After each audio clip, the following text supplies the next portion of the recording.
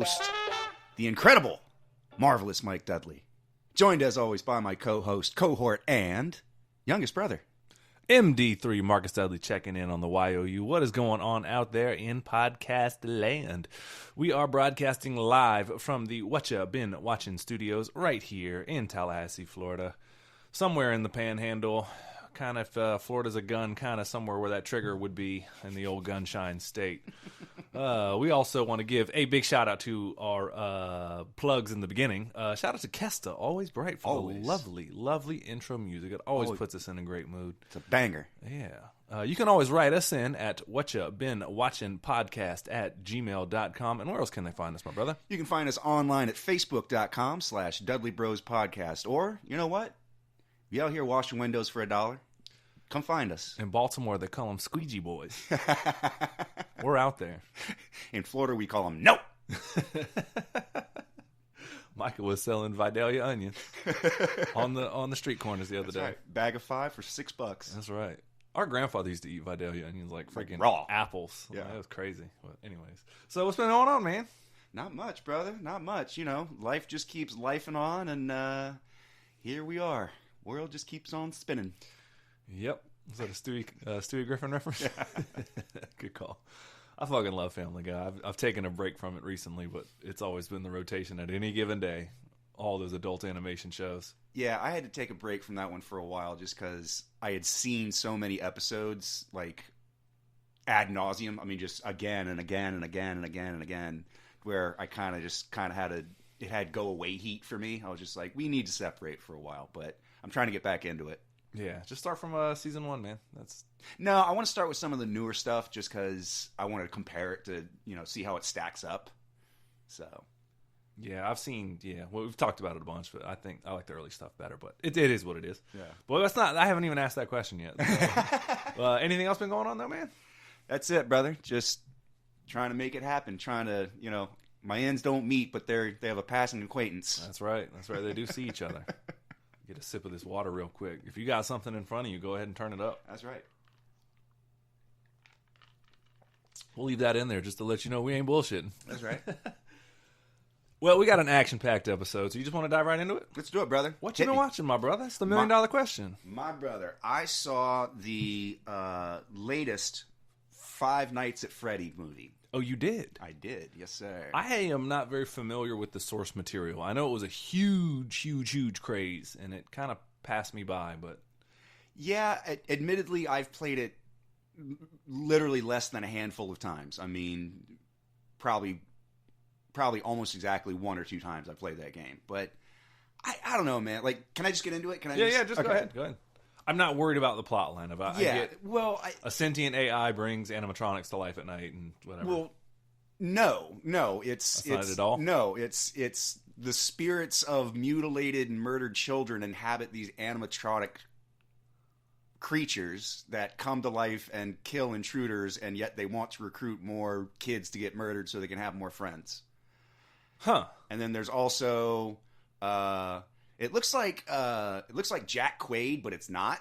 It's like Wish Jack Quaid, but I can't think of the actor's name. Anyway, he's also trying to find his kidnapped brother from like 20 years ago, and even at the risk of like alienating his new sister who's like 12, and he does this by trying to take a bunch of drugs to like relive his dreams and like he's an active dreamer, and so he relives the day that his brother got kidnapped over and over and over again, looking for any details he can to help uncover the clues. Yeah, that's a weird pivot they didn't need to make. Yeah. So like I said, I've only played the game a handful of times. But in that time, like, I don't remember looking for dead kids and stuff. Like, it was literally like you're staring at a computer monitor and the power keeps going out, so you can only look at monitors for a certain length of time. And it's like red light, green light, but with like murderous animatronic animals, right? Like, if the camera's on them, they have to stop. But then the second you look away from them, they're allowed to advance or whatever. So you're constantly trying to keep them at bay by like switching between cameras and finding them as quickly as possible. And there was none of that in the movie. None. Like, they show a computer monitor and he sits at it and then he immediately takes his drugs and goes to sleep. And I'm like, that was the movie right there. That was That was where you jump into this whole thing at 45 minutes into the movie. Jesus.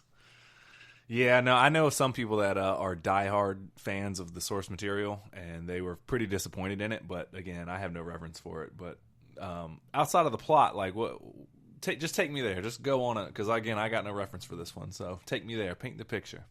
As far as plot goes, yeah, I mean, not in terms of plot. But like, how'd you feel about it? Like, was it enjoyable even? It is the most boring movie about child murder I've ever seen in my life. How many movies about child murder you watch? I mean, I don't want to say a lot, but enough. My fair share. Yeah, enough where I can differentiate. Like, this is a bad child murder movie. Oh, Yeah, it's literally a dude going to sleep and trying to inceptionize his dream so that he can find clues to rescue his brother, who, by the way, is very dead at this point. Like, I don't know if you know anything about missing kids, but like, if they don't find you in the first like 3 days, you ain't getting found. Yeah, for the most part. There's a couple exceptions. I know they found Maddie's killer eventually, the girl that was kidnapped or whatever. But I mean, it does happen. But yeah, I mean, at best, best case scenario is you get locked in a basement for 15 years. Like, that's best case scenario, Like, yeah, and even then, yeah. Sorry, what were we talking about? Five Nights at Freddy's. Yeah, it's boring, and it has nothing to do with the source material. Matthew Lillard shows up. Spoiler alert. Oh, that's dope. Yeah, but I mean, even he can't save this movie. Like, he does a tour de force, but is it like just bad script, or is it just bad execution? Is it just doesn't know what it's trying to be? Is it like it's not scary and it's supposed to be scary? It's all of the above. Yeah.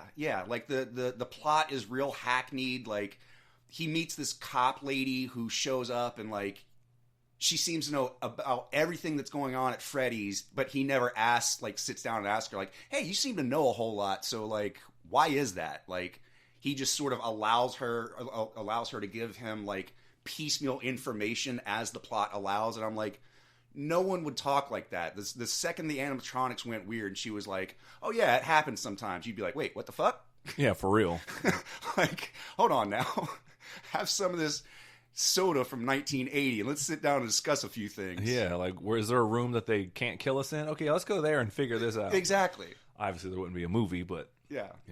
And then, just the rules are never clear. There's, and even like, it does a bad job on the gore in terms of like they show blood, but it's not visceral. It's not gory. They'll do the thing where like, the animatronic bears lunging into somebody, and then they'll do a close-up on their eye, on the guy's eyes, and they go real wide, and then there's a splash of blood that goes across his forehead, and you're like, oh, okay. Or like, they'll show someone getting torn in half in like a silhouette on the wall or something like that. Is it PG-13? I think it's R. Oh, okay. Yeah, lean into the hard R. Because they then. say fuck a lot. Oh, so. Then yeah, lean into the hard R then. Yeah, but I don't know. I think it's a... I don't know. It might be PG-13. I don't know. I'm just not sure. I feel like it was R, but again, if you're gonna do a horror movie like that's based on like, and the whole game was based on ambiance and like the concept of a ticking clock in terms of like, oh, they're coming, and the whole deal is you have to do 5 rounds, one for each night, and each night they get faster and faster and faster and faster, and then there's more and more and more of them, and so like, there was none of that. There was no like, he just kind of wanders into work sometimes, and like, his sister's hanging out with the animatronic bear and bunny, and she's just like, these are my friends. And he's like, did not expect to see that today. And doesn't just turn around and walk out and be like, we're leaving now, sweetheart. Like, this is not a place we need to be. I don't fucks with magic. I don't fucks with that at all. Yeah, so I don't know. So like, just kind of misses the mark just in terms of... In almost every category that matters, yeah.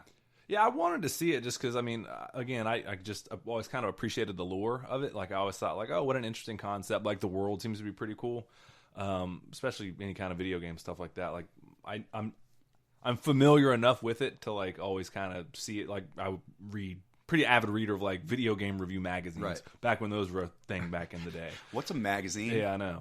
So I would, like, always try to keep up with it, and I remember thinking, like, man, like, this is so popular, and always kind of like remember seeing the animatronics, like, oh, this looks cool. So I was kind of hoping that in the movie would at least kind of capture some of that. And I think the aesthetics of it look kind of cool, at least from the trailer. But I guess they don't really put it all together from what it sounds like I'm hearing. Not at all. Well, that sucks. Yeah. Is there any like one animatronic that kind of stands out as like, oh, that's the Val Kilmer award kind of thing, or? Oh no, they're all completely interchangeable. There's really? Yeah, there's no. Oh, that sucks. There's no rhyme or like none of. It's not like one has a special power. Like they do focus on Freddy a lot more, just because he's the titular character. The bear, right? Right. Yeah. So, but I mean, you could interchange them with any one of them. Like the only one that really has a special power is there's a little like clown ball thing that they send into the vent, and like he's the only one that's has any sort of like differentiating. Like that's the only thing that makes him different than any of the other ones. Oh. And he's only in the movie for like 2 minutes. Oh. So. Well, that's kind of weak then. Yeah. I just thought like maybe they had like a gimmick, like, oh, this is I'm just picking a random animal. This is the bunny, and it's like likes to talk like in this voice, and then it's like, it's faster than the others. It's faster than or the Freddy's stronger, or the fox is more cruel, or one of them likes to crack wise, and the other one likes to this. Boop, boop, boop, boop. Yeah, like, but no, if it's just robot A, B, C, D, I'll check it out when it comes to streaming. But yeah, I mean the good news is it's only like I want to say like 100 minutes, so it's just barely over an hour and a half. You're in, you're out. It's good. Yeah, I can deal with that. I can deal with that. I'm sure I'll probably see it at some point, or I say that, but then I still haven't seen Gladiator. So what do I know about shit ever? I will say, of the two, if you're gonna watch one of the two, go with Gladiator. I don't know. Trust me. Somebody's like, it's not historically accurate. I'm like, I don't give a shit. No shit. If I wanted that, I'd pick up an encyclopedia. So what else you been watching, my brother? Or no, do you want to review it first? Yeah, I'm gonna give it one wasted Matthew Lillard cameo. Oh, I thought you were gonna be like, I will give 5 Nights at Freddy's 2 Nights at Freddy's. Oh, that would have been it. Take 2. We'll fix it in post. Oh, well, shit, what else you been watching, my brother? After that, I watched the old 1990. God, this would have been 1995. Sabrina the Teenage Witch movie. I don't even think I've ever seen that. Is it from Clarissa Explains It All? Melissa Joan Hart? You talking about? It's and I thought that it was the TV show was coming on. I was like, oh yeah, I remember this TV show. And then the movie started. I was like, wait, I don't know this at all. And Liz was like, yeah, this is the movie that the TV show was based on. I was like, wait a minute. So this is the movie that they then made Melissa Joan Hart TV show? And she's like, yeah, dummy. I was like, well, fuck me for not paying attention to Harvey Comics or whatever, Archie Comics or whatever the fuck it is. Yeah, I remember it was a comic book at one point, right? Yeah, she goes to Riverdale, so it's she be an Archie comic. She hangs out with that guy. Jughead in the crew. Moose. Yeah. No, but was Melissa Joan Hart in the movie as well? Oh, she was. Oh, wow. Yeah. Huh. Yeah. The ants are different. They have the different actresses for the lady, the witches that teach her that she's a witch and whatever. Yeah. What was the cat's name? Salem. Yeah, of course. Yeah, I was thinking Artemis. I was like, that's Sailor Moon and Luna. Nope. Right. I was like, a different set of cats, but yeah. Yeah, it was. So I was blown away. It was wild seeing like you just signed up for one thing and you're like, oh, not what I was expecting, but let's roll with it. But I mean, like almost. I mean, it's in the same vein. It's not my it's not my usual flavor of or not the bourbon I was expecting, but it's good. It's fine. Yeah, it was. I don't know. It was interesting. It was extremely dated and like 90s low budget. Kind of like a Nickelodeon movie. I don't think so. Yeah, because what was the TV show on? Was it on? I think it was on like NBC. Was it on WB or? Yeah, that would have made sense. It probably was the WB. Yeah. Yeah. WB. Yeah, I like Michigan J. Frog. No, because I remember her from Clarissa Explains It All. Yeah. That show was pretty good, actually. Yeah. Back when for those of us that are old enough to remember, they used to have something. It was Nick at Night, kind of became something different.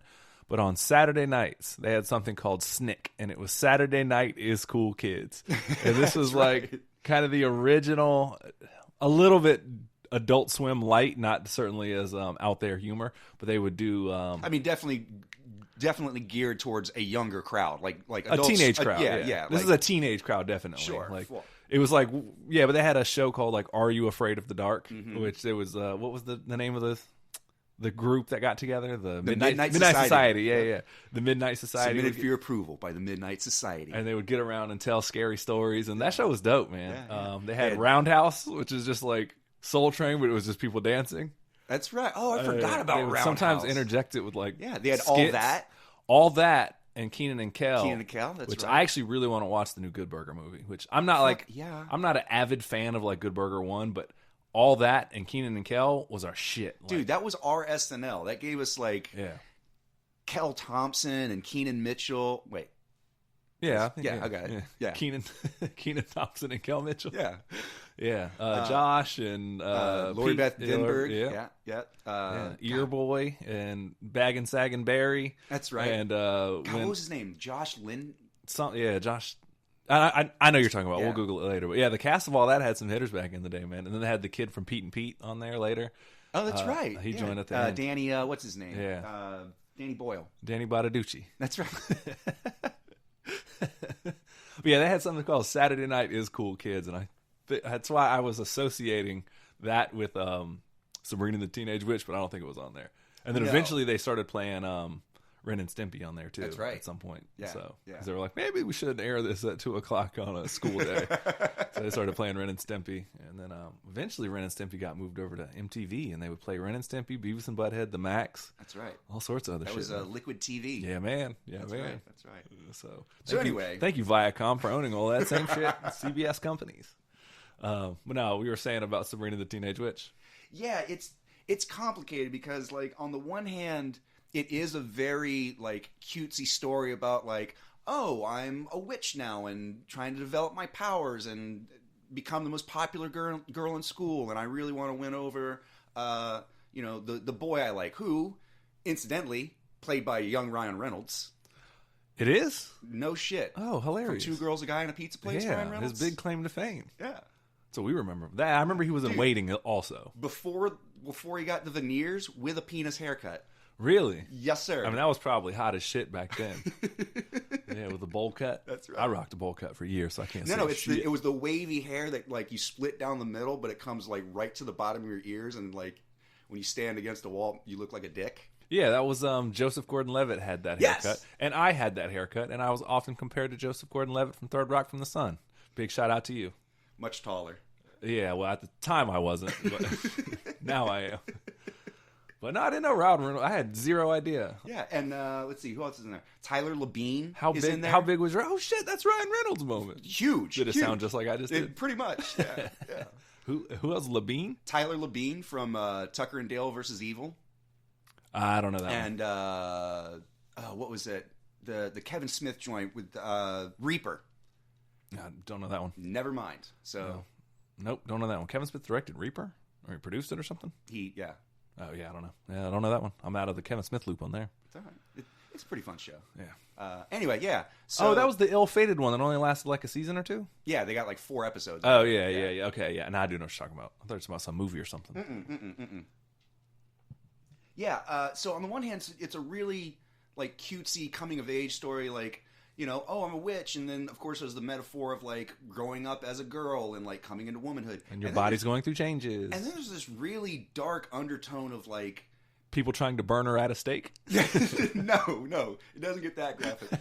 Although that would have been a much better movie. I would watch the fuck out of that Sabrina the Teenage Witch. Like, she's 16, strap her to the fire! And she's like, I cast you all! She's 16 and can do math. Did I catch you trying to read? Right. So, yeah. So there's also this really dark undertone of like in a weird way, like the first time a girl becomes sexualized and like looked at by men by like, ooh, there's kind of like something going on there. You know what I mean? Like at a young age, like women go through this thing where they're little girls, and then all of a sudden men start to look at them differently. Right. And so there's a dark undertone of that as well, also coupled with like incel best friend behavior that works out in the end. And I'm like, hold on, what do you mean by incel best friend? So her best friend Harvey you just kind of glossed over that one. Yeah. Her best friend Harvey is, always on her side. She's not necessarily the loser in school, but she's lower on the totem pole in terms of the social hierarchy. But he's very clearly in love with Sabrina and is just hanging out to be like, maybe one day she'll see my value and then she'll be all mine and she'll recognize what a good guy I am and how loyal I was. And then it works out like that. And I was like, that's why I was fucked up with relationships for a long time, because of movies like this. Yeah, no, that was my game for a lot of time in life. Yeah. Although, I don't know. Yes and no. But, yeah, no, I get what you're saying, though. It doesn't pan out that way, like, realistically. And it shouldn't pan out that way. And, like, I was sold a bill of false goods. And, like, this movie owes me a lot of relationship time, son. I fucked up a lot of stuff. People wonder why it's like we talk about movies and they're like, well, all the things you could talk about on your podcast, why movies? Michael just explained it. That's a microcosm. We put so much faith into this shit as kids and youth growing up. We're like, but in the movies. Right. No wonder we're like still talking about it to this day. Fucking 40 years old. Just be a nice guy and smile and just be there for her and listen to her problems, and then one day she'll fall in love with me. Yeah. Friend zone. Yeah, it ain't gonna happen. I think of you like a brother, like an incest brother, or like, I mean, like a really sexy kind of brother. Yeah, no, it doesn't pan out that way all too often. And it shouldn't, because you shouldn't treat people as when you're young, though. I mean, a goal. You know what I mean? Yeah, when you're young, it's especially when you're coming in at the age. I certainly wouldn't do it nowadays. Like now that I'm an adult, like I'm either interested in you and I'm going to let it be known pretty quickly, not immediately, but pretty quickly, or it's going to be like you're just a friend, and that's cool. But yeah, when I was young and you have no game and you're kind of coming in your own as well, you're like, I really like spending time with you and I don't want to jeopardize that, but like I also think I might love you. So don't get caught slipping, I guess. I don't know. That's right. I don't know. Whatever. Yeah. Anyway, Sabrina, we're way off Sabrina on our tangential fucking. So I don't know. It's a fun movie. The messages definitely don't pass whatever like Bechdel tests would apply today, but I don't know. For a movie that looks like it was made by MTV for the CW, what did you expect? You know? Yeah, that crowd definitely. They just took a new network from like that era of like that aspect of Saturday Night is Cool Kids, and they're just like, now we're just going to make a network on it. Yep. It's going to be called the CW. That's it. Pretty much. And our flagship show for years is going to be Sexy Vampires. Yeah, and Smallville. That's right. That's right. And on all the Bruce Timm cartoons on Saturday. That's right. That was pretty much it. That's it. So, but yeah, no, I never really got into the show. Like I remember seeing it, but they kind of changed it to like a humorous like sitcom. Oh yeah, because I remember they brought it back later on NBC, and it was like, oh yeah, it was like, yeah, that's dumb, like always talking shit. Like I kicked that cat. Only because he was magic. I wouldn't kick a real cat. But he could avoid it. I don't promote animal cruelty. But magic cats, gotta go. Talk to me like I'm stupid. See who gets Biddles in their bowl tonight. Not you. Oh, I'm sorry. Were you planning on cleaning your own litter box later? Because that's... Why don't you use some of that magic spell you got and stop shitting in my house? Yeah, he did talk a lot of shit in that show. I do remember that part. That cat talked a lot of shit. You want to keep your balls? I think so, huh? Right? You know I got the vet on speed dial right now. We can go today. Yeah. The other thing about Melissa... Stop pissing in my house. The other thing about Melissa Joan Hart is she was also in a show, the one I brought up earlier, Clarissa Explains It All. That was like her first kind of big claim to fame, at least that I know. Thing about that show, Michael, she didn't really explain that much. I thought that I was going to get answers to life. I did not. No. I did not. So maybe that's why I never really got into Sabrina. I'm like, this bitch lied to me once. I bet she ain't even really magic. I won't sign up for this again. She didn't explain shit to me. Still walked away confused about how to navigate my budding romances. Also, who just lets a random boy bring a ladder up to their window, like, just come on in, like, hi, Clarissa, like, motherfucker, that's breaking and entering. Yeah, with a teenage daughter? That ain't happening. You know my dad's armed, right? Right, like, right. We do live in Florida. Yeah, no, it ain't happening. You want to get some buckshot to your ass. Yeah. Well, Chappelle says, he says, after that, my shotgun is Jamaican. Buckshot. Oh, man.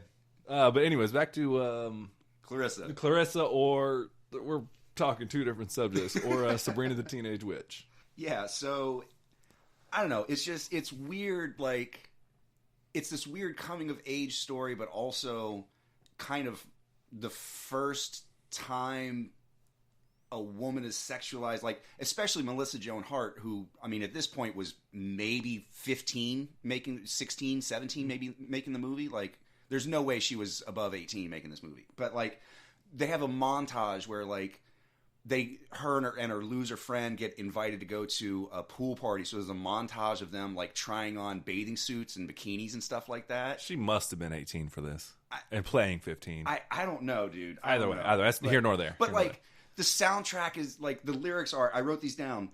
She's so sexy, she got personality.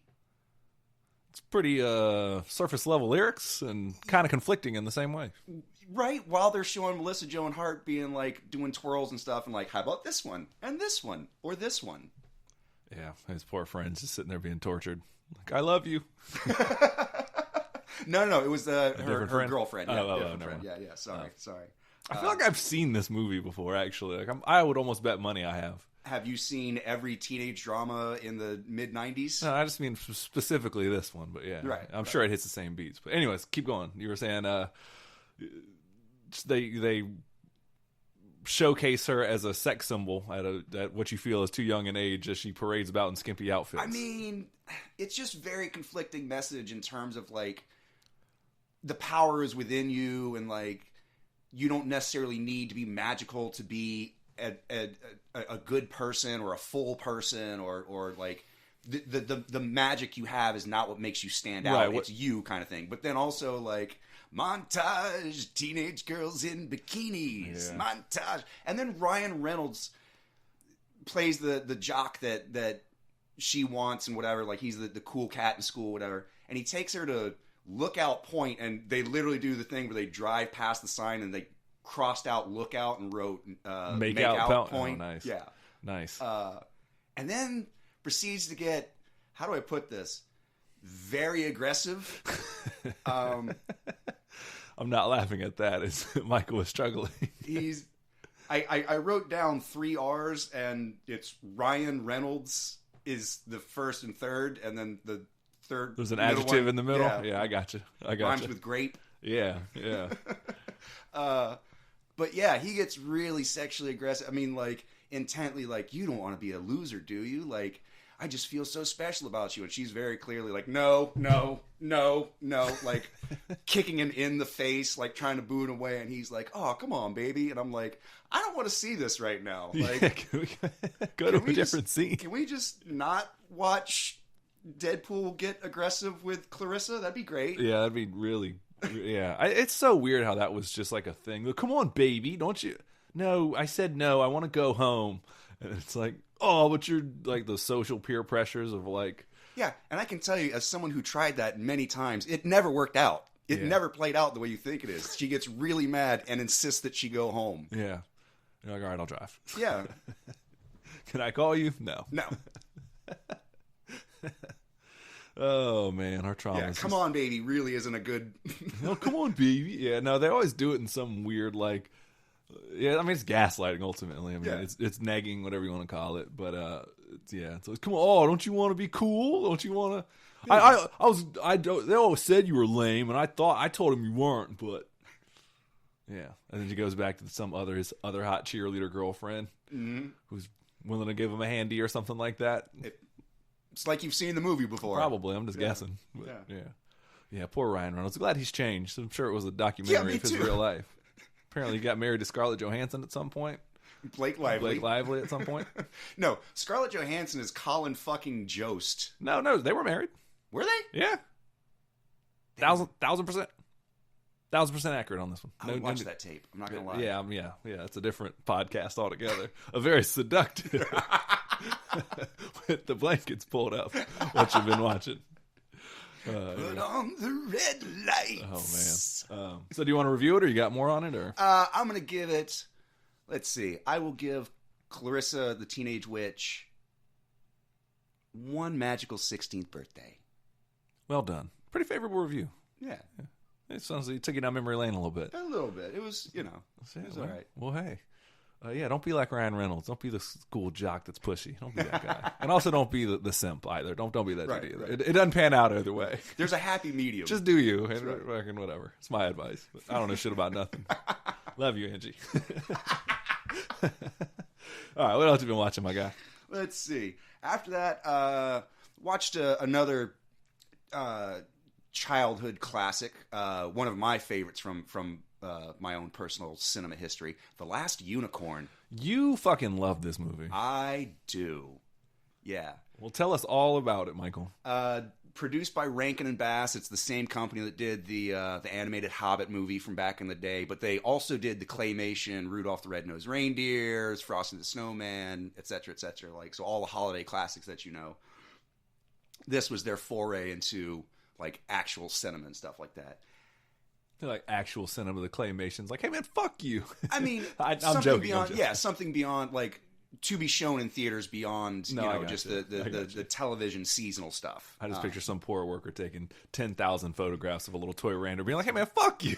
I made a Christmas classic. What the fuck you do? I made Heat Miser. Go fuck yourself. What did you do with your life? Yeah, for real. You have any fucking misfit toys that are on the cutting room floor? Hey, you like that water gun that squirts jelly? That was my idea. I almost said a bad word. Yeah. Yeah, we're trying to limit the swear words now. Mm-hmm. Yeah, to reel it into a PG-13. Trying to work on some monetization for you. Yeah. Adoring fans, you legions, you. He said fedoring fans. Anyways, plowing ahead. Yeah. So Last Unicorn, I know you do. You're a big fan of this movie. Yeah. So I mean, basically, the plot line is a unicorn discovers that she is the last unicorn and goes on a quest to sort of rescue her sisters and brothers and stuff like that. Beautiful animation, voices by Angela Lansbury. Or wait, is it Angela Lansbury? I don't know. You're on an island right now, pal. Oh man. Now I'm going to sound like an asshole. Go ahead. Man, what podcast are we on? Mia Farrow, Jeff Bridges. God, who else is in this? Christopher Lee plays the evil king. Okay. I mean, it's just an all-star cast. Danny Bonaducci. Danny Bonaducci is in there. I think I heard Seal. Yeah. All right. I just left throwing random shit in there. I mentioned him earlier. It's called a callback. Anyways, yeah. Go ahead. So like on the way she meets the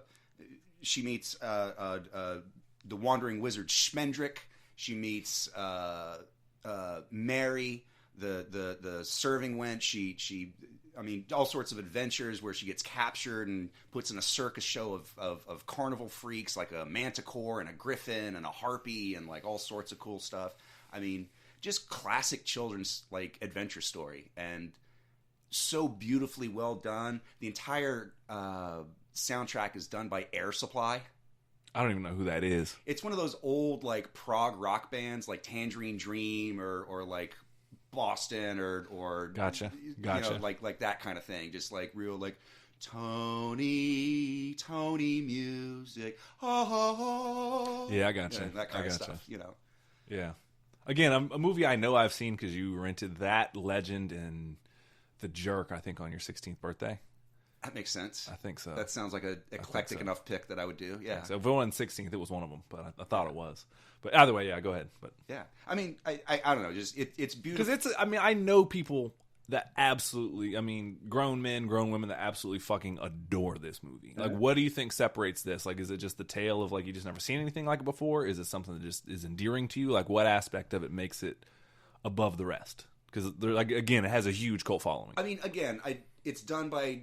I think the animation is great. Again, it's Rankin and Bass, the same guys that you've seen the animated Hobbit movie. Yeah. So like it's exactly that style of animation.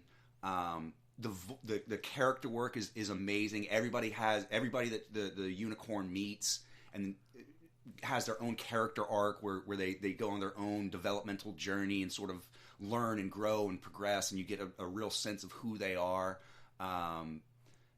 I think the villain is really terrifying in a certain way. That there's two villains. There's King. I want to say it's Hadrick or Hendrick or something like that. Christopher Lee's character. Yeah, Christopher Lee's character, who's just this old miser who his kingdom has fallen away. His wife has died. He's disappointed in his son, the prince, and so like he's basically decided that he wants to eliminate all beauty from the world. Damn. And so he sends this mythical fiery red bull to go gather up all the unicorns and drive them into the sea near his castle. And like there's this really great animation sequence where he's talking to the unicorn after she's become a human. She becomes human at some point, sorry. And he's explaining to her that like he can see them in the sea foam, and they're rushing towards the shore, and then they run back because they know the bull is waiting in the caves below for them if they should ever venture too near. And there's this beautiful animation sequence of the waves crashing over the beach and roaring in, and then they run back and their horses running back, you know, like. Oh, nice. Yeah. So it's stuff like that. Just this beautiful, magical, like the symmetry of the story and the animation and just sort of everything gelling together in this wondrous tale that, like, yes, it is very much like the hero's journey, like it hits every plot point, but I had never seen that hero's journey before. Does that make sense? No, I got you. It sounds like, in a weird way, if I may put in my own words, it sounds like it kind of, you're saying it like fires on all cylinders in the terms of like the world is believable, the art is done, is well done, like the actual drawings themselves, the concepts of what they're drawing of horses crashing in and running away. Like, it just kind of fires on all cylinders. The biggest thing with stuff like that is, like, is the world believable? Can I get into the actual, the nuts and bolts of what you're selling me in terms of, like, the fantasy aspect? You know, with Star Wars, we buy that there's these Jedi Knights and they have this, and you're like, cool, that's what makes this unique. And, like, same kind of thing with this in terms of voice acting, just kind of, but yeah, I gotcha. So, firing on all cylinders. Yeah. I like it. Very rarely does something do that, where it kind of hits all the notes. Even if it, for me, like, if something is, like you said, like the hero story, if it is formulaic, like, that's cool, but, like, if you're going to do it, use that as the floor, you know? Right. Like, for example, like, you can still have incredible highs, but if your floor is stable, it's like pizza. Like, it's hard to fuck up, you know what I mean? Like, unless you do it Chicago style. It's called a casserole. Yeah, but you know what I mean? That's my analogy. It's like pizza, it's like bad pizza's still better than most bad food. Sure, you know? but there's a certain basis to it. You got to have the dough a certain way. You got to have the sauce. You got to have the cheese, and then like after that, it's just sort of like whatever you can add on to it. But you got to have that solid foundation of like, this is how a pizza is done. You know? Right? Yeah. So I got you. Yeah, man. Because like I said, I know fucking grown ass men and women that are really into The Last Unicorn. Yeah, and there's like that's one of the, as somebody who used to follow this shit really way more than I should, I was really into release dates of DVDs and like, oh, this is coming to Blu-ray. Like, even when I stopped buying Blu-rays, I was still kind of in tune with it more than I should care to admit. And I remember that's one of the few movies that's already like really, there's a big deal when it comes out on like 4K. Right. And like every time they re-release it, like people are always like, yo, what's up with that Last Unicorn? And it sells well enough that it merits it making it to the next platform with pretty good production quality. Like, hey, cool. We got to re-release this in like 2 years, right? Yeah, because then you still get special features. There's always like, here's a special edition version of this with probably the same stuff, but just on a new instead of it being.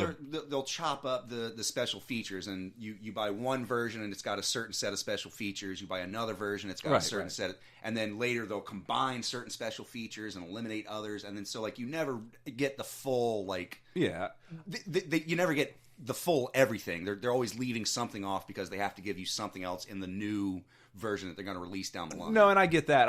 My point was like, from VHS, you could probably get one, it has a making of at the end of it. And then, you know, on DVD, it was like, oh, and then you get this, and then you get the master DVD. And then you're like, oh, we got to get it on Blu-ray. And then Blu-ray has it. The commentary. And then it's 4K. Animation cells. They just keep finding a way to update it. So that's how you know typically a movie does pretty well with cult followings. Like Big Lebowski's another one. Sure. There's fucking like 9,000 versions of that movie because people will gobble that shit up. Anything that gets a Criterion collection, they kind of knock it out of the park on the first one. Like, Criterion collections are the shit.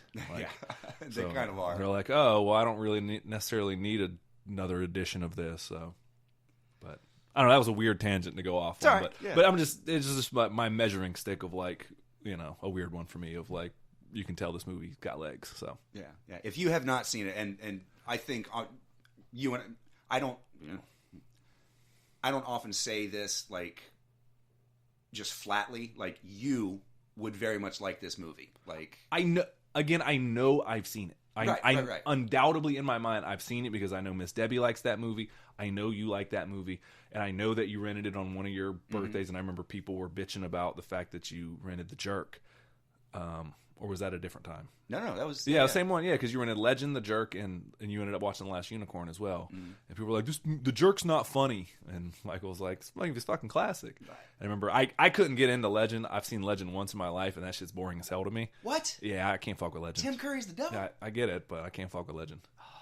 Yeah, but that's a different podcast. Okay. So that'd just be the Hater Ass Huey. We need to do a Hater Ass Huey one where we just shit on the movies that other people like. That would be a great episode. Coming soon.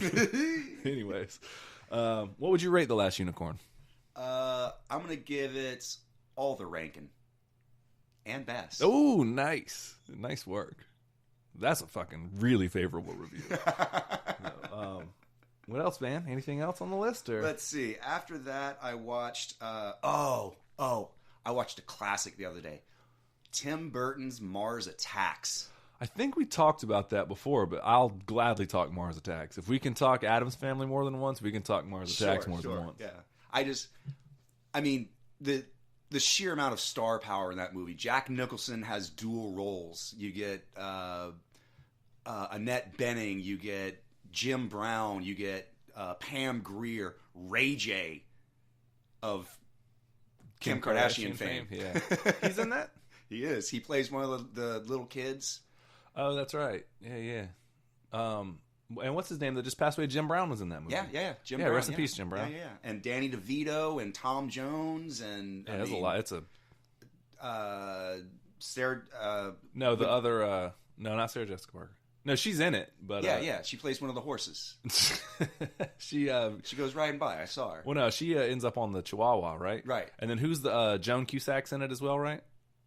Or am I thinking of Sarah Jessica Parker? No, it's Sarah Jessica Parker. Yeah. Oh, okay. Maybe I thought isn't Joan Cusack in it? No. Okay. Well, I'm wrong. No. Yeah, but, I know. Yeah. God, who else is in that? I think Jack Nicholson. One of the things that he said is that, from what I understand, this may just be Hollywood lore, is that he wouldn't do the movie unless he got to play the big shot Texan as well. Oh, really? Like he wanted the dual role. I think that's the lure, but again, who knows? So. I mean, it's great. You get to see Jack Nicholson swing for the fences twice. So. Yeah, as the president and yeah. Like when he plays the president, he's so subdued, but you can just we talked about that Jack Nicholson seething under, bubbling under the skin, you're just waiting for the explosion to happen. And then with the Las Vegas investor Texas cowboy, he's just wearing rhinestone hats and just rides around in a limo everywhere, laying on the accent super thick and just being a general douchebag and just he's so great. He's got that Grinch grin from ear to ear. Yeah, he's great in that role, man. Yeah, I fucking love that movie though, man. That was one that was rented pretty heavily back in the day. Yeah. And that whole you'd hear that when that movie first came out everywhere. There's people yelling across each other. At least people my age. Natalie Portman is in that. She plays the president's daughter. Oh, that's right. Yeah, I knew we were missing somebody. And who's the boy protagonist? Oh, Jesus. Because he was hot for a minute, and then he kind of went away. It's the kid from... it's the kid from Dazed and Confused, but older. I can't think... The guy who always scratches his nose in Dazed and Confused. Yeah. Riley. God damn it. Yeah, I was he was hot for a minute, and then he faded away a little bit. But yeah. And then, who else is in it? Jack Black's in that. Oh, he is, isn't he? Yeah. He plays the Jables. Yeah. He plays that kid's brother. That's right. Yeah, that's right. Because he was gonna go off to the military or whatever. Yeah, he was. He was in the military. Yeah. Oh, you know who plays his girlfriend? Christina Applegate. That's right. Right. Like I said, star-studded. We're just listing celebrities at this point. No, I think Tim Burton, that was one of his things where he just got on the horn and was like, "Hey, we're doing this." Let's... Yeah. God, who played? Yeah, it's so silly though. The music breaks their if they hear the music, their heads explode and all that. Yeah, stuff. it's Conway Twitty, or not Conway Twitty. Whatever, one of those warbling old country singers. You know, Yeah, definitely not Conway Twitty, but yeah. Man, Jim Brown was shout out to him just for a minute, man. I know he just passed away, so he was surprisingly good as an actor. He didn't do a lot of stuff, but in that movie, he was really good actually. Yeah, he was in Shaft. He was in that movie. He was in a hell of a football player too. He might have been in. Was it The Longest Yard or The Whole Nut? The Longest Yard or Any Given Sunday. He was in one of those. I'm not sure. I know what you're talking about though, but yeah, he I just want to give a shout out to him for really flexing his chops on that one and like just playing the devoted dad, the Xbox or whatever, and dressed up as the Pharaoh. That's right. That's right. Yeah. That's right. Yeah, he was good in that movie though. So. Yeah. But no, I really do like that movie. I love silly shit like that. It's based on the old, like it's very Ed Wood. It's based on the old, classic 1950s invasion themes of spinning pie plates as ships and stuff like that. But it's very dark humor, but it hits all the tropes and just sort of punches them very well. It's supposed to be really corny too. Yeah, and that's the thing. It's almost like Starship Troopers-esque, where it's supposed to be a B movie, and it just knocks it out of the park. It is. It is very much a B movie with an A+ budget. Exactly. So yeah, that's a good description of it. I think that's gonna be my rating. I'm with it. I'm gonna second it actually. Sounds good. I feel like we workshopped that together, and I'm gonna take credit for something that I may or may not have something to do with. Anything else, man? Or let's see. I got one more, more, and then I'm done. I saw the new Will Ferrell and Kevin Hart joint, Strays. I wanted to see that kind of lightly. There was a day I almost went because I had nothing better to do. Okay. And it just didn't. I just ended up not going. But I'm just going to make a wild prediction. Mm-hmm. I bet the premise doesn't hold up as long as the runtime. Not nearly. Yeah. Yeah. Because that was like the movie, when I saw it, the thing that came to mind was the movie Sausage Party. Mm-hmm. Yes. Sausage Party is funny, but then it's just, it overstays its welcome. And I'm not here to like shit on it. Like, there's moments of Sausage Party again, like the first 30 minutes. You're like, oh, this is fucking really funny. And then at the end of Sausage Party, they throw in this weird, like, kill your gods kind of thing. It's like this very, not even subtle, like, just atheistic, like, there are no gods except the ones we make. And it's like, whoa, what it just the pivots, fuck? yeah. Like, You're like, okay. Hold on. I thought this was going to be a cute food movie. Yeah, about a hot dog trying to find his bun, like, euphemism for sex the whole time. But yeah. Anyways, but that was kind of what I thought when I saw Strays. And it's very similar. Like, the premise of... It's Jamie Foxx, not Kevin Hart, by the way, is the other dog. Oh, yeah, sorry. But you're good. Yeah.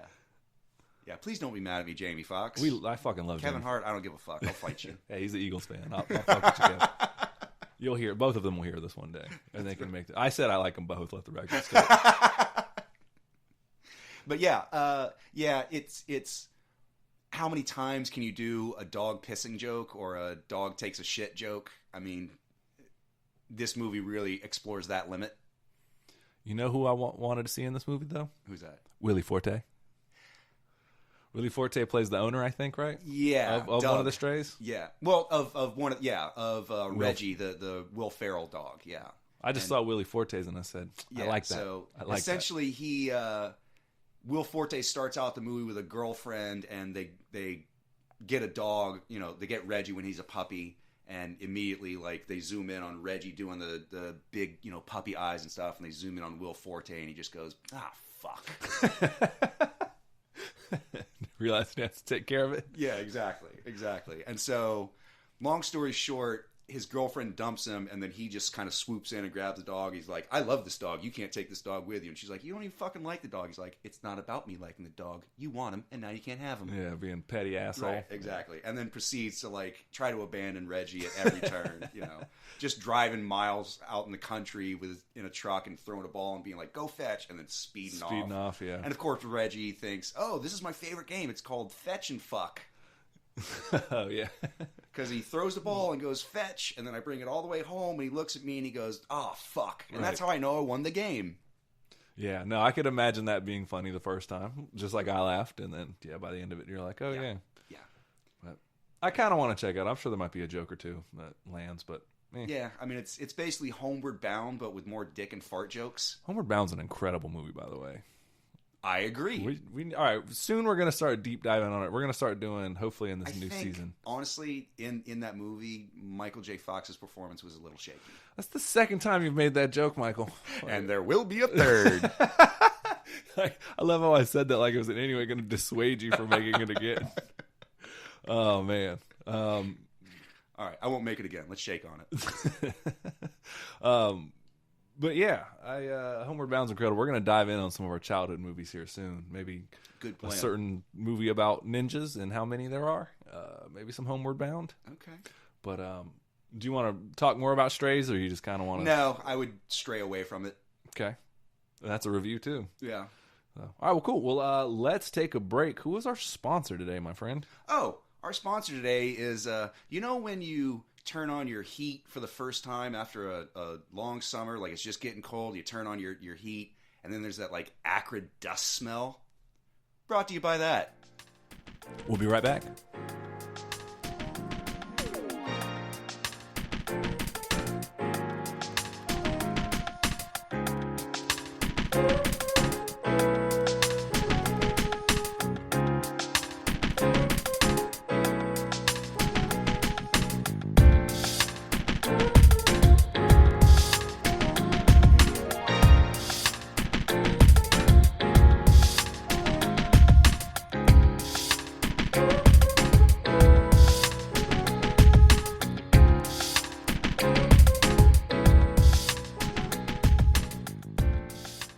And thank you from our sponsor, Acrid Heater Dust.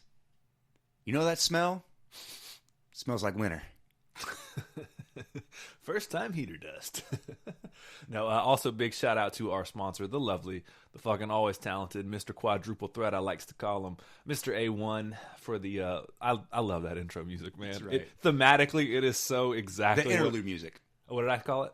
Intro music. Oh, yeah, I'm sorry. Yeah, the interlude music. Sorry, I got ahead of myself. It is so thematically exactly what I want for this show. But if you're looking for something like that'll probably be knocked out of the park for your whatever likeliness or business or whatever you got going on, reach out to Mr. A1 at a1reality.music.com. I'm sure it'll be a banger for you, too. He's a quadruple threat. He's a beat maker. He's a rapper. He's an artist. And a whitewater rafter. And a whitewater rafter. Yep. That's another bit I've always enjoyed doing.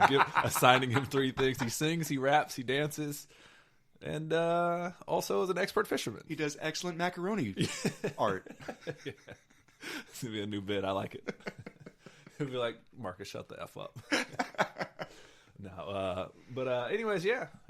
So how about you, sir? Let me ask you, what you been watching, sir?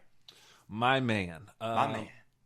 I've been watching a couple. I've been kind of on a comedy kick recently, actually. Okay, cool. Before I do anything, before I dive into the actual cinema of it all, I did get an opportunity. I saw Joe Coy, the comedian, live in Tallahassee. Nice. And I've told you guys this before. I recently, within the last 2 years, I've seen pretty much almost everyone on my list. I've seen Burt Kreischer. Bill Burr. I saw Tom Segura. Chappelle. And Bill Cosby. Yeah, no, I didn't see him, but he's touring. I'm sure he is. I'm sure he'll be at FAMU soon, probably. Yeah, he's out now. I'm sure he'll go on a speaking tour soon. I'm sure, but anyways, no. But like I said, I've seen Bill Burr, Chappelle. Do you think he starts every comedy show by being like Jello? How long are you sitting on that? Like 3 seconds. He's like, I got to bed around about 3. But no, I saw Bill Burr, just real quick. Bill Burr, Chappelle, Tom Segura, Burt Kreischer. And then I recently saw Joe Coy. And I got to tell you something. I had a passing familiarity with Joe Coy. I have satellite radio, so I hear him on Netflix's A Joke Radio often. I've seen him on podcasts. He's been on like Two Bears, One Cave. I think he subbed in. I know he's been on Your Mom's House. He's been on, comedians. They all kind of, hey, you do my show, I'll do yours kind of thing. Always found him to be funny. Would not really consider myself like a fan on that level of certainly some of those other guys. Okay. Again, heard some of his bits on Netflix's Joke Radio. Found him to be very funny though. I'll tell you what, man. When he came to fucking Tallahassee, Michael, he knocked it out of the fucking park. Nice. Like I was dying laughing. Okay. And he apparently he had just recorded. He had a two special deal with Netflix. Apparently, he had just recorded one, I think, in New York, and that was the most recent show he had did. Was that one he recorded, and then he came to Tallahassee, and so that's quite a difference going from New York to Tallahassee, like show to show. Oh, he made jokes about it. Okay, yeah. Which honestly, to my people in Tallahassee, we always bitch about there's nothing to do in town, And then we have a guy come who is, and I say this after watching him perform, a world-class comedian. The guy was making jokes. He's like, well, I just got done selling out. I did Florida. I sold out, everywhere in Jacksonville and Tampa and Hollywood, Florida, and Miami Gardens, and now I'm here. So thank you all for me. But no, I was saying about my people in Tallahassee, like, man, we bitch about how there's nothing to do in this town, and we have a world-class comedian come, and it's fucking, like, a pretty poor turnout. It wasn't terrible, but it's like, we need to do better. And I don't know if it's on the promoter, I don't know if it's what, but, like, fucking do better.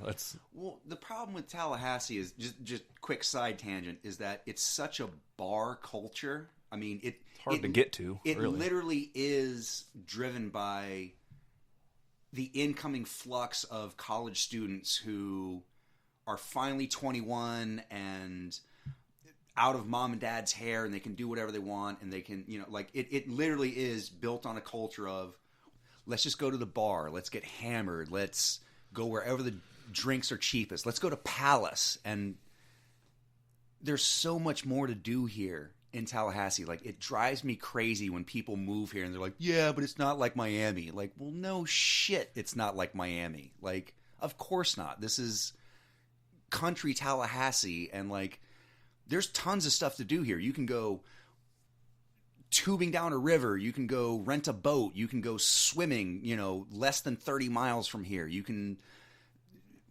either coast is an hour and a half drive away, like, yes, there is so much to do here. It's not the club scene that you have in Miami, where the clubs are open until 4 o'clock in the morning and everybody gets hammered and then they go to the after party. Like, it's just not that. So yes, there is stuff to do in Tallahassee, and like, God damn it, quit complaining or go out and do some stuff. No, I mean, I hear what you're saying, and the other thing is, it's a pain in the ass to get here. Like, even that's why even Doak Campbell Stadium has trouble selling out. Sure, like, especially if the Seminoles are putting out a shitty product. Like, no one wants to drive all the way from fucking Atlanta. There's hardly anywhere to stay. All the hotel prices get jacked up. The airport is a pain in the ass. Even if you're flying from Jacksonville, you're probably gonna have to fly from Jacksonville to Atlanta to here, and it's the dumbest shit ever. Right. But that's a whole different tangent. Well, that's the problem of Delta, because they make Atlanta their hub. Well, that's also just our shitty airport. But no, but my point is that, all that being said, and then and I mean this, a world-class comedian comes in, and like, nobody fucking goes, and it's like, no shit. No, but he made some jokes about that initially, and so he. Ultimately, what he did in Tallahassee, Joe Coy, is he had kind of at the end saying, like, look, a lot of this material, my special that I just recorded, hasn't aired yet, so a lot of this is going to be on there, just letting you guys know. And then he said, but I got the light to get off of here a long time ago. At this point, I'm just going to riff. And there's nothing to do in Tallahassee.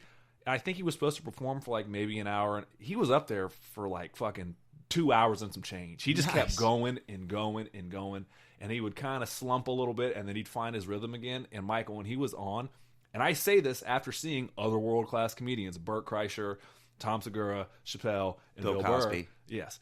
But after seeing Michael, it was one of the funniest fucking shows I've ever been to in my fucking life. Nice. And I know I'm not trying to swear that much, but I mean those words properly in this context. It was hilarious, Michael, and his stock with me skyrocketed. Like, I consider myself a Joe Coy fan now, and I'm on the lookout for whatever new specials he's got coming out. And the fact that he was so candid with the audience, you could tell a lot of it was just like crowd work, and a lot of it he would laugh at his own shit. He's like, I'm really talented. I'm just up here riffing, and like, oh, you think it's bad that I'm laughing at my own jokes? He's like, yeah, this is the first time I've heard myself say this shit. It's hilarious. Like, yeah. So he was I can relate to that. I know, right? But he was just up there loose with it, man. And I enjoyed every fucking second of it, man. So I fully recommend. I think he's wrapping this tour up, but like, if you get an opportunity to go see Joe Coy, please do. Dude earned so much stock in my book, man. Like, I'm a Joe Coy fan now, for real. So how would you rate that in terms of some of the other stuff that you've seen lately, like compared to the Burt Kreischer, the Bill Burrs, the like? They're all of their styles of the people I mentioned are very different.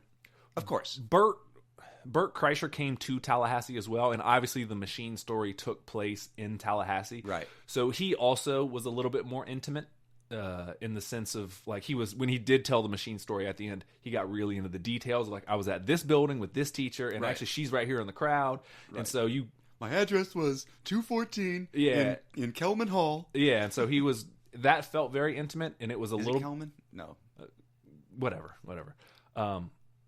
His show felt very intimate for a very different set of reasons. Joe Coy's also did. He's like, I'm up here like. There's like 4,000 people here. I'm going to run late because there's nothing better to do in Tallahassee. This town closed on a Thursday 3 hours ago. Right. So, yeah. I don't know, though, man. In terms of the laughter I had, Chappelle, their styles are so different, it's hard to compare. Chappelle was the most captivating. Like, there was a moment where Joe Coy was telling a story, and he stopped, and he goes, you hear that? And he's like, that's how you know you're captivated as an audience. You know? And he was nice. But Chappelle does that like with ease. There's no setup. You're in it before you even know it, and you're like, oh shit. So, I mean, Chappelle is a master storyteller. Yeah, I mean, it's just literally the voice of our generation in terms of comedy. Like he's going to be held up there with the Richard Pryors, the George Carlins, the Bill Cosbys. If you say Bill Cosby one more time, no, I'm just joking. No, but I would actually put it in the amount of times that I laughed, probably the highest. Okay. I was like pissed. So like just laugh ratio. Just laugh ratio it slumped a little bit. Every comedian does that. Sure. They're building to a point, so they slump down and they're like, oh, we're going to talk about social media. And he had a point about social media. It wasn't that I disagreed with his point or anything like that. It was just that's kind of the flow of the show. You're like, oh, I'm kind of getting into the more serious things now. And then like, you could tell, like you said, I got the light a while ago because even I started looking at my watch being like, yo, I'm having a great time here, but like, fuck, man. Like, this is going on for like well over 90 minutes. And then he said something about it, and he went on for like another hour. That's dope. He crushed, man. Like, crushed. I saw Henry Rollins did a speaking tour at Florida State, and he went on for, I shit you not, 3.5 hours. Holy hell. And did not drink a single sip of water the entire time. Walked out, cracked his water bottle, set it down next to his mic stand, and proceeded to wrap the mic cord around his arm and speak at us, like just leaning into the crowd, like in that very punk rock Henry Rollins style, and did not move for 3.5 hours, and even made reference to it when like people started walking out. He's like, I can see I've been talking too long because some people just can't handle it, so I'm going to wrap this up. But he actually made a point to be like, I just want you guys to know that I have not had a single sip of this water the entire time I've been talking, and then finished up, crushed it, and walked off stage. Nice work. No, Joe Coy did that too. Somebody got up to go. He's like, oh no, if you need to go ahead. I'm not going to take it personally. You guys got babysitters and kids probably. I'm going to be up here though. We just go. Right, go. Right, yeah. Like, he was on point, man. So I know it's not a cinema or anything. I know when his special comes out, I'm probably going to be seeing a lot of the jokes, but just had to get a big shout out to Joe Coy. I mean, we're like truly, and I say this, I found him funny. I put him in the class of a world-class comedian now. Like, awesome. Truly. So just goes to show you, man, go support live theater. Go support live entertainment, wherever it is, whether it's stand-up or a band or burlesque show or what have you. Like, just go out there and support local talent, man. Like, when they come to your town, show your appreciation. They will be back, you know? I'm driving over to Jacksonville this Saturday to go see the Book of Mormon. Nice. Yeah, so I'm fucking really excited about that. But I'll review that on a different day. Okay. So, okay. In terms of what I've been watching, though, I can. So Joe Coy, what do you give it? I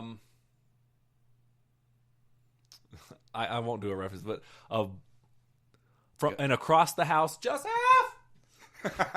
You know how your mom yells across the house. Yeah. I did see a couple other things, though. Speaking of Bill Burr, I did watch his movie that he released on Netflix, Old Dads. Okay. With him and Bokeem Woodbine and Bobby Cannavale?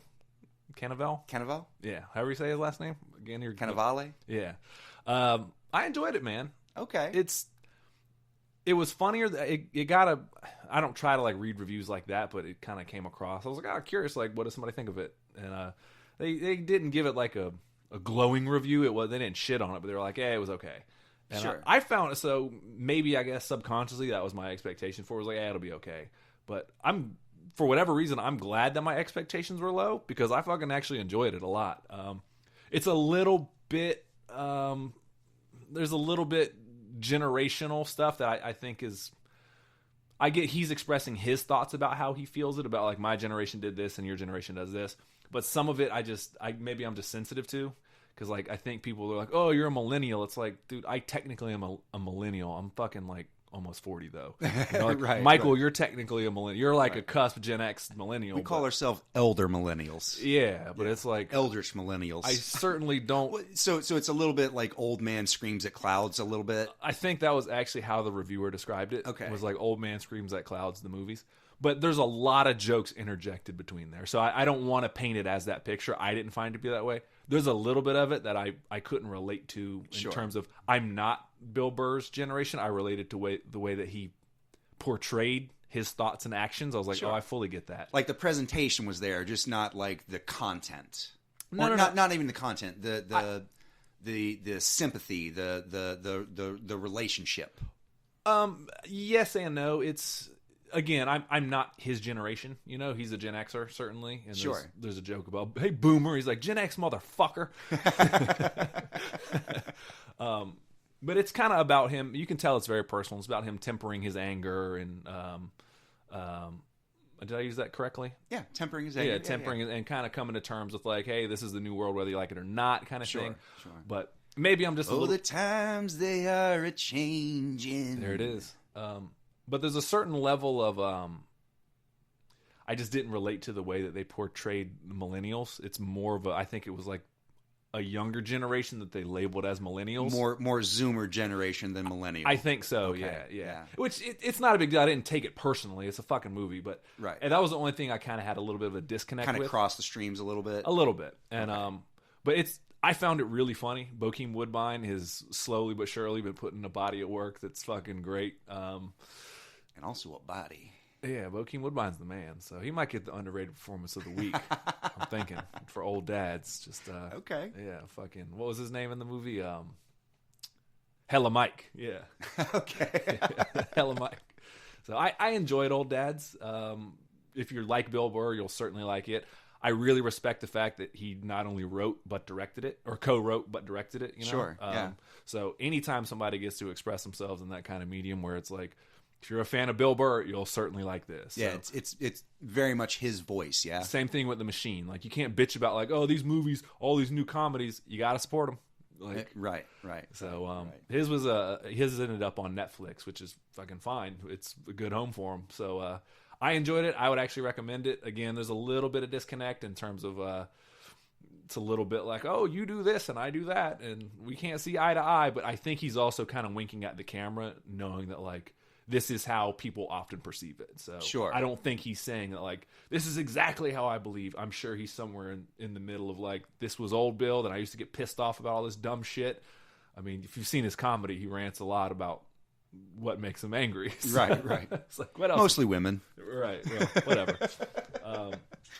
But there's a point to it all. So it's... Okay. So like there's a lesson learned or some sort of message behind it. Right. And he's not... You know, I know he's caught some flack for like feminist jokes and stuff like that. In this movie, there is some of that, but in the end, he's also eats crow and he's like, "Oh no, I'm the asshole.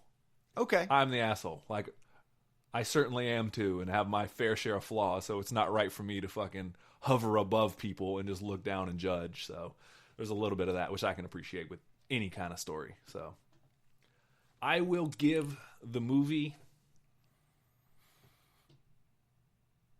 2 nights in Palm Springs. Oh. Like the Village's Palm Springs? I don't know. I've never been there. Oh. Marcus, I have a retirement plan for us. Oh, Palm Springs is the place? The Villages. Of, isn't it California, right? No, it's in Florida. No, I'm talking about Nevada. And what's the one on the way between L.A. and... Bakersfield? No. It's Palm something. Whatever. There's a Palm Springs, California. Yeah, that's what I'm talking about. Yeah. No, I'm talking about the Villages. Oh, yeah, I know about them, man. Yeah, the STD rate there is higher than anything. Bro, we're getting a bunch of loofahs and putting them on our cars. Oh, man, we'll be there soon enough. Sooner than we would like, probably. I know, right? The other thing... Yeah, what you been watching, brother? What else did I see? I guess I'll stay on the comedian tip of things. Okay. I didn't see the first little bit of it. Probably missed the first about 20 minutes maybe. But I had never seen it. It's an older movie. Again, it was on Netflix, and I caught the tail end of it, but or more than the tail end. I caught the majority of it. Adam Sandler's Ridiculous Six. Oh. It's a spoof of the Magnificent Seven. I'll say this, man. I don't want to shit on it too bad. Go ahead. There's a certain aspect of Adam Sandler that I appreciated in my life. There was a certain time in my life, big Billy Madison fan, big Sure. Happy Gilmore fan. I think The Wedding Singer is a great movie. For sure. Big Daddy's a fucking classic. 8 Crazy Nights. Yeah, not so for me, not so much that one, but I get it. But yeah, he has movies that I really appreciate. This was not one of them. Yeah. But I'll say this, man. He does something that I'm incredibly envious of. Whatever you want to say about Adam Sandler, you can tell. I wish that I had the exact same career, not just in terms of the fact of the box office success, but what's the one thing that he does at a certain point? What did he start doing? He started just putting all of his friends in his movies. Sure. So now it's like, I'm going to hang out on set for 2 months Right. around all the people I love and care about, the people that make me laugh. Right. And I'm going to shoot a movie, Right. and we're all going to walk away a little bit more rich. David Spade, Chris Farley, Chris Rock, Rob Schneider. Rob Schneider, yeah. So It's like, yeah. I can't get too mad at, like, conceptually, I'm kind of envious that he just got like 5 of his buddies, and we're going to be the Ridiculous Six. I hang out with Terry Crews all day. Right. And and they're going to pay me $6 million? Like, yeah, why not? I got an overall deal at Netflix. We all walk away a little bit more wealthy than we already are. Like, That's the way to do it, man. I can't be mad at it. I can't be mad at it. So it's not riding your coattails if you bring them up with you. That's right. That was a good one. Hopefully that was off the top, man. Got 2 good ones in today. So I don't know. I don't want to shit on it too much. I was kind of just. But other than that, I found it kind of underwhelming. I didn't. Really, there was one. I laughed at one joke, and it was just everything else I felt was kind of played out. I was like, all right. To me, it seems.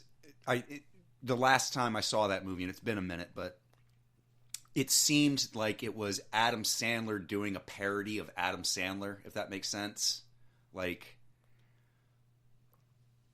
it didn't feel genuine, like with Billy Madison or Happy Gilmore, where you could just tell that it was just him riffing off the top and just seeing what worked and making it funny and just leaving it up to the editor to like choose the best takes. It seemed like he was trying to do an Adam Sandler persona. A little bit. I guess I can see that. I think movies like Little Nicky was that for me, Yeah, he's like, oh, the character's going to do this. Yeah. Adam Sandler also has played a certain extent, kind of like, I don't know if this is the most descriptive way, but kind of a little bit of like the lovable schmuck in a way. Like, oh, he's the lovable idiot man-child. Yeah, but it was a little different when it was Billy Madison and Happy Gilmore. Mm. Happy Gilmore is definitely a lot more structured, but those were also kind of like NBC or Universal or whomever. Lorne Michaels would ultimately be like, this person is really funny on SNL according to our ratings. Let's just put them on camera. Let's find them a vehicle for them to be on camera for 90 minutes. Sure. And whether it's an actual SNL sketch or not, it's like Tommy Boy was the same. I give Adam Sandler all the props in the world. I mean, I can't. There's nothing I can say that's gonna take that dude's shine away. And no. If you find movies like that funny, fucking have at them. I saw Grown Ups and I kind of thought the same thing. There was 1 or 2 funny jokes. Sure. Yeah. And I like damn near everybody in that movie. Right. I'm just like, it was just kind of lackluster. It was just like, okay. And then they did it again. I was like, okay, it's more of the same. Yeah. But again, if you like it, that's cool. So, I will give the Ridiculous Six a credible 3.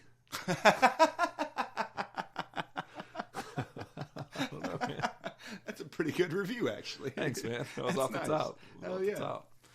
Other than that, I'll pivot into some action movies, man. Sure. Hit it up. There's a show, once again, on Netflix. Arnold Schwarzenegger is back in the fray in the TV show FUBAR. Okay. Did you hear about this show at all? Or?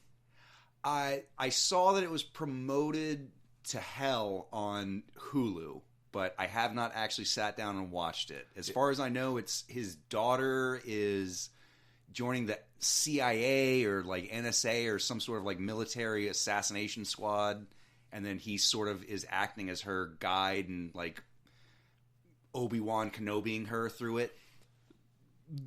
You picked up, I mean, that's a portion of it, yeah. Okay. Ultimately, just what it is he's been working top secret missions her entire life, turns to find out, fast forward, she is now in the CIA as well, or the FBI, whatever it is, whatever agency. Right. They're in the same boat together, and so eventually they're paired together on a mission to take down this dude who's been selling slowly but surely nuclear weapons to terrorists. And he has a personal vendetta against Arnold Schwarzenegger because he killed his father, but then Arnold felt bad, so he like paid for him to go to school and all this other stuff, not knowing that, hey, you murdered my dad, dude.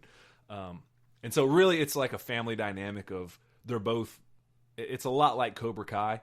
Everyone in it, at least those two characters, are incredibly short-sighted, Arnold Schwarzenegger and his daughter.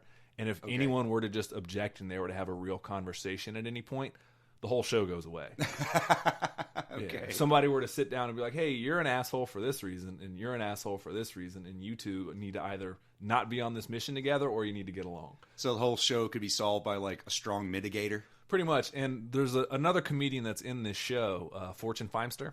Yeah, okay. She plays that role, actually. And when she does it, she's actually really, really funny. Okay. Because she'll just peeling back the layers, being like, "This is dumb. This makes no sense." She'll just crack the whip at both of them and be like, "Hey, moron, you're this," and "Hey, you're this. You're both incredibly dumb." And she gets mad at the daughter one time because she's like, "Oh, you want to cry because your dad gives a shit about you? Like, oh, woe is me. Your dad's trying to make up for lost time. My dad calls me once only when he needs money. And it's twice a year, whatever." Right. So like, woe is you. And he's like, "Thanks for taking my side, Rue." And he turns to Arnold Schwarzenegger, and you. Right. And tears in it. Oh, I ain't even started on you yet. Yeah. So it's a little bit formulaic in the terms of it's a little bit color by numbers, but everyone's likable enough where it kind of carries. They have like the handsome guy on the team who is kind of like he kind of seduces his way into like that's his role on the team, is he's just the face. Okay. Arnold Schwarzenegger was like the brains, who now is kind of with his daughter on that. She's kind of the sexy one as well, or kind of. So it's like the A-team. A little bit. And then they have a nerd on there, and it's funny because when they do the stereotypical types, right? It's like the handsome one, and then this, and I think they know they're doing it, but it's just funny. They have the nerd on there, and he talks very like everything Star Wars and this and that. But he's the most likable because what he's trying to do is like impress one of his other coworkers, this beautiful Indian tech who's like not a field agent. He's not even a field agent, but he finds himself getting into trouble to impress her. And he's funny because I get all of his references that he's making. And it's a little bit, and I know some people of our kind of nature of the geek community take a little bit of umbrage with like the Big Bang Theory.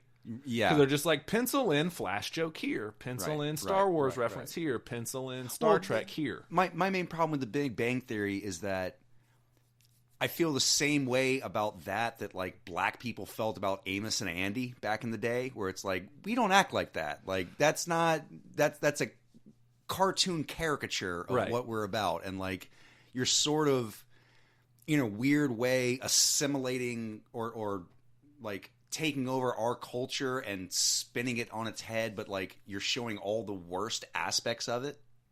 Yeah, there's a little bit of that with this character, but he's also super likable in the fact of like, I would want to hang out with this dude. Right. Because I get all of his references. I'm like, oh yeah, this dude truly is a dork. But like, Fortune Feimster kind of plays the role of like, hey, you're going to put your D&D toys away, and you're going to put all your cosplaying stuff in the closet. Right. You're going to invite this girl over, and you're going to cook her a nice effing dinner. Right. Like, what are you doing? Right.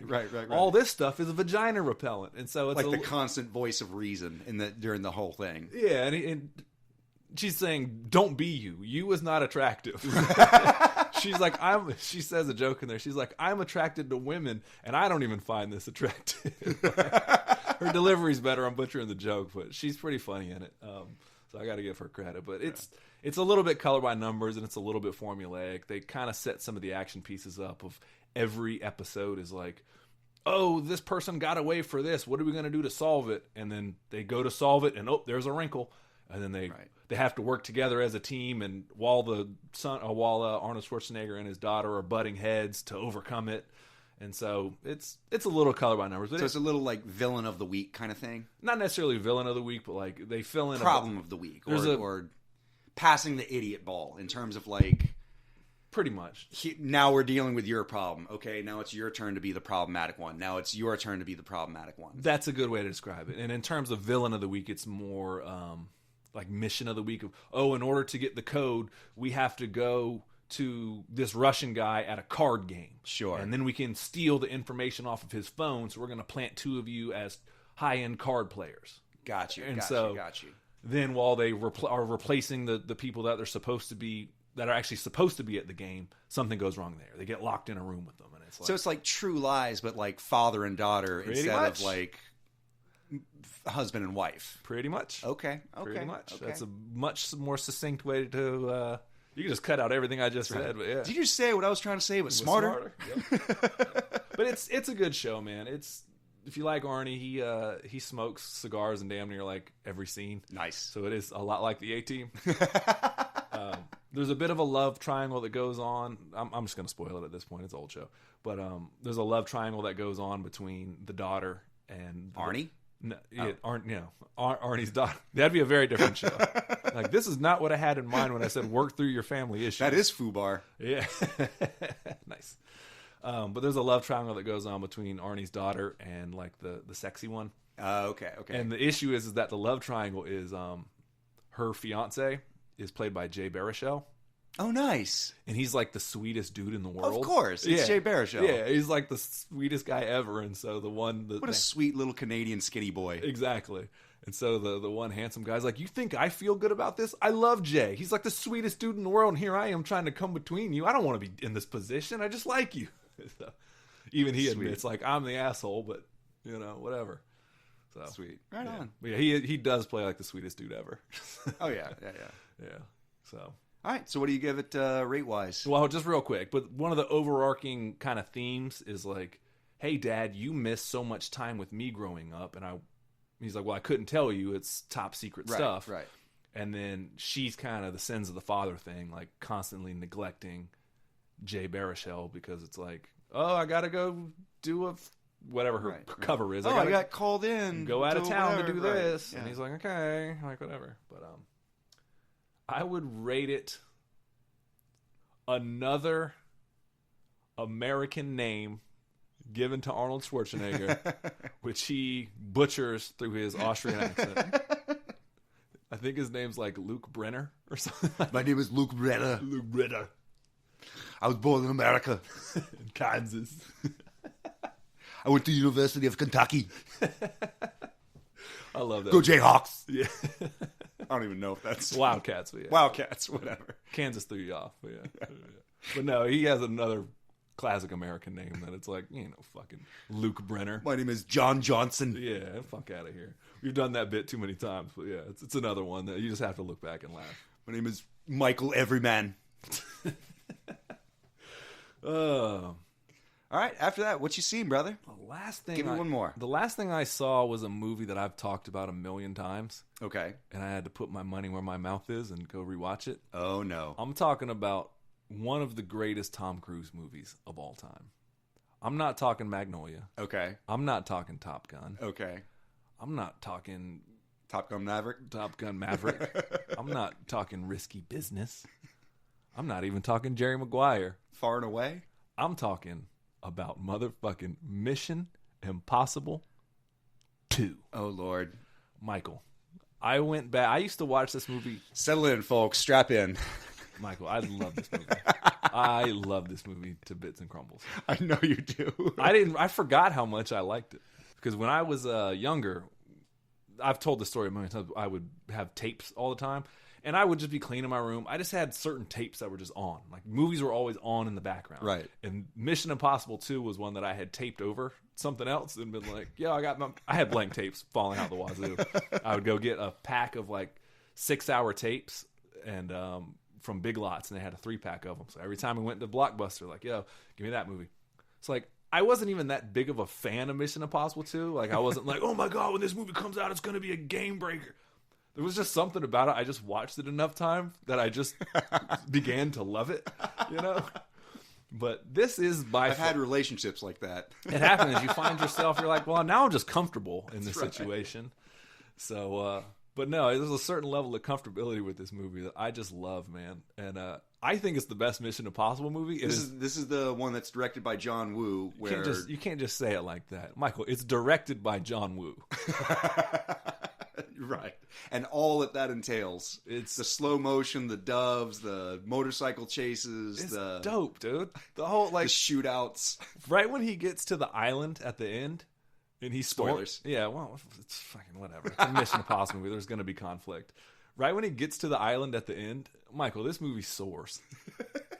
It walks, and then it soars. I wish people could see the look of joy and contentment on your face right now. You look like the cat that just swallowed the canary. Like, you are so pleased right now. I am, Michael. I'm so glad. I've talked about this movie a lot, and I was like, maybe it's not as good as that. Maybe I'm, like, just living in nostalgia. It lives up, dude. This movie fucking rules, man. You know what? I question if it rules, and it does. I'm telling you, like, objectively. Like, get out of your way. It's the black sheep of the Mission Impossible movies by far. Like the Tommy Boy movie? Every time you make that joke, it throws me off. Just know that. But no, it's the black sheep of the Mission Impossible like franchise. It is so tonally different.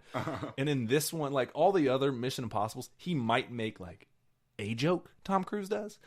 But he's like likable and quippy and is like more James Bondy. Like when Thandie Newton is like they're stealing something, they're like making sexual innuendos about each other and this and that and the third, and they're bouncing stuff off each other and like this will they won't they, but they're both so attracted to each other. Sure.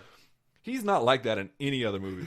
Like he's so deathly serious in all the other Mission Impossible movies, and in this one it's like he's a whole different character and he's so much more likable. That's funny. And like it's awesome. And Thandie Newton is in it. And then by the time Mission Impossible 3 comes out, Ethan Hunt is married, and they just did away with her. Like this movie canonically just doesn't exist. Oh, she did. It must be.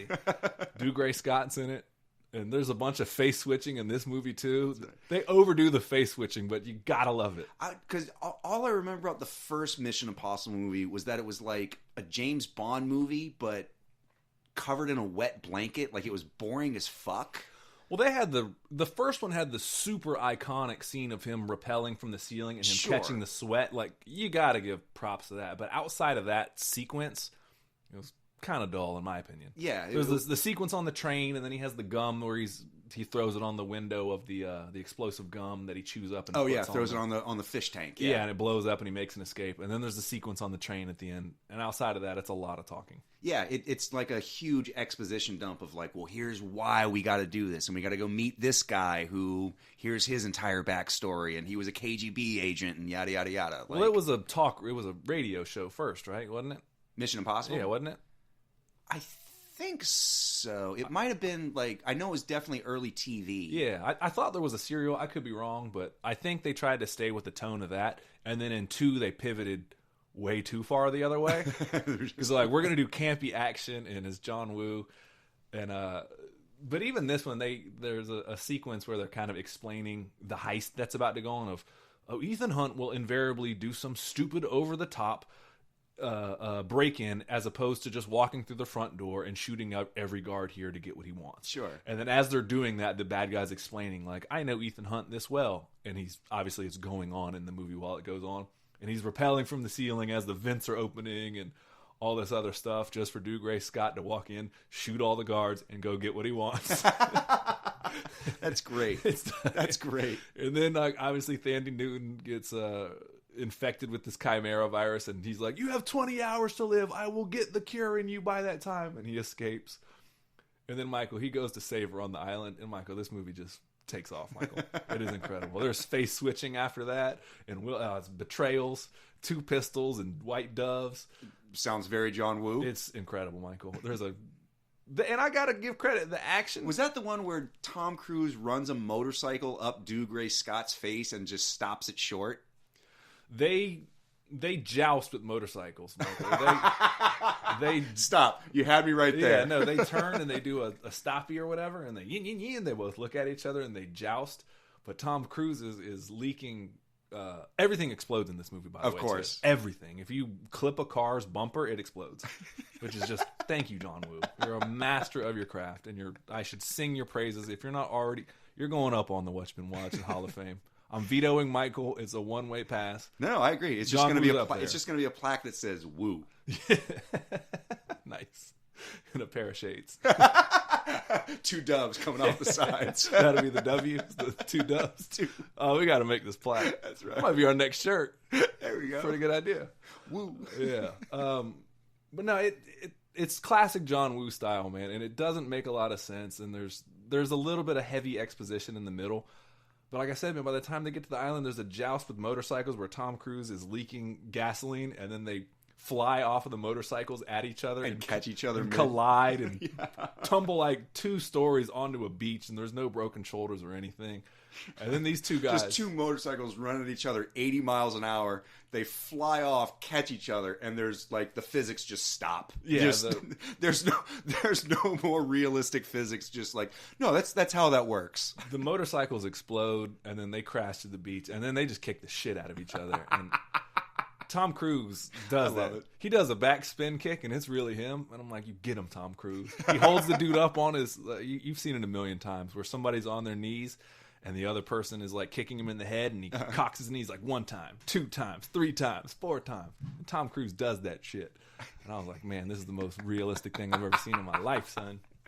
They got this is why I've lost every fight in my life. Yeah, this is really how I've been doing it wrong, apparently, this whole time.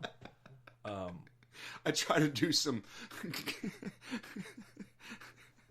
Dragon Ball Z Budokai shit and just get punched in my throat. I'm like, that's not how it works. Oh man, but no, the action is. I wasn't ready. The action is incredible in this movie, and it looks campy now. Like if you compare it again to today's standards, but man, at the time, this was top tier shit, man. Like, it opens with him. Like, even the opening in this movie is so vastly different than the other ones. He's, like, rock climbing up a cliff, and there's, like, this pressure of him, like, hanging on by, like, one hand as he's overlooking this beautiful Australian ravine, and he climbs to the top just to have the impossible mission force launch a rocket with a mission. Oh, that's the one that has the shitty Limp Bizkit song that... It's not shitty, Michael. It's incredible. No, that's a shitty song, sir. I was a Limp Bizkit fan, and I'm telling you, that song is crap. Don't try to... Now I know why you want to hate me. Because hate is all the world has ever seen lately. Michael... Dun, dun, dun, dun, dun, dun, dun, dun. Fuck you. Michael's doing the thing I can't stand. People nowadays, it's easy to shit on, like, Nickelback, all right? Everyone, Nickelback. That band sold 10 million records. Some of your friends that want to rip Nickelback or whatever bought that album. And don't let him off the hook. Michael was a Limp Bizkit fan too. And now retroactively he's like, F that band, and I'm not here to let him skate on it. Wait. I'm not saying F that band. I'm saying F that song. As a former Limp Bizkit fan, I'll allow it then. That song I'll allow it. Horrible. No, that song rules, bro. Anything associated with this movie fucking rules. Let's just get that out the way. Maybe I won't allow it. So we're just going to put on Marcus's jaded rose-colored glasses right now. For this movie, I'm for it. Michael, there's not trench coats, but there's bomber jackets and 2 pistols flying and face switching. I don't know how somebody could watch this movie and be like, it was terrible. You know, you just described an even better movie, Face Off. This is up there, man. Face Off, we can have that merit later, but if you like Face Off, you can't not like this. It may be diet face. It may not be, if you think Face Off is a pinnacle, that's cool. It's diet Face Off then. Like, it's so good, man. It's still so good. Face Off. But yeah, man, this movie has everything, Michael. It's Anthony Hopkins shows up for a little bit. Tom Cruise is a vastly different Ethan Hunt than he is in any other movie. And Thandie Newton is just top Thandie Newton. And this is before they even introduced, like, the Ving Rhames and the Simon Pegg. Ving Rhames is in it. No, Ving Rhames was in the first one as well. Okay. Simon Pegg wasn't in it. Renner wasn't in it. This is like the original. Oh, that's right. I forgot Renner was Renner's in it, bro. What are you talking about? Should have won an Oscar for that. By the way, I saw a video of him working out lately and recovering from his injury. I just want to say heads up to, good job on Jeremy Renner for getting out there and making a good comeback, man. Yeah, we know you're listening, so anytime you want to come on the show, just let us know. You can we have a seat right here. You can just talk about whatever you want. It doesn't have to be movies. Anything. Yeah. We'll do stuff too. Yeah. What does Chris Evans smell like? I know, right? All right. Well, this has gone on long enough. I'm going to give Mission Impossible 2 a slow-mo shot of somebody firing 2 pistols with white doves. There you go. That is about the highest praise you can almost get. That's here about at it. What you've been watching, my friend. I really do. I'm glad I watched this movie again. You sound real excited. I wasn't. I was like, this movie fucking rules. It slows down in the middle, but I'm telling you, the last 40 minutes right when he gets to the island, when he storms it, I was like, this shit is incredible. Sweet. So, I guess that's all I got, man. I've talked about it with somebody I love, so I guess I'm gonna sign out. Yeah, man. This is gonna be the marvelous Mike Dudley, MD3 signing out, saying, "Go watch a movie and talk about it with someone you love." Doves.